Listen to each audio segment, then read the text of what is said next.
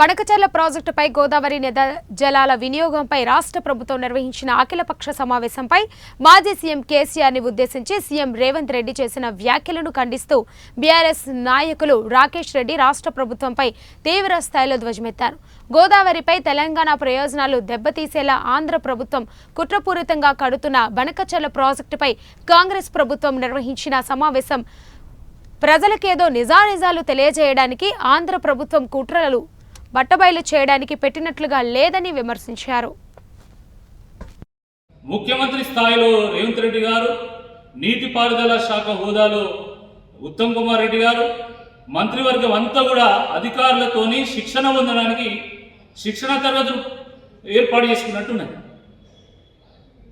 ఎంత గమ్మత్తు ఉన్నాయంటే ఏ మీటింగ్ పెట్టినా కూడా ఆ మీటింగ్లో తొడలు వాచిపోయేలాగా, నోరు బొంగురు పోయేలాగా అరిచి మరీ నేను నల్లమల్ల అడవులో పుట్టినటువంటి పులి అని చెప్పుకునేటువంటి రేవంత్ రెడ్డి గారు నిన్న ఆ సమావేశంలో నల్లమల్ల అడవులు రాయలసీమలు ఉన్నాయా తెలంగాణలో ఉన్నాయని అడిగినటువంటి సన్నివేశం చూస్తే అసలు వీళ్ళకు ఈ తెలంగాణ ప్రాంతం మీద ఉన్నటువంటి అవగాహన ఏదో చాలా స్పష్టంగా అర్థమవుతా ఉంది.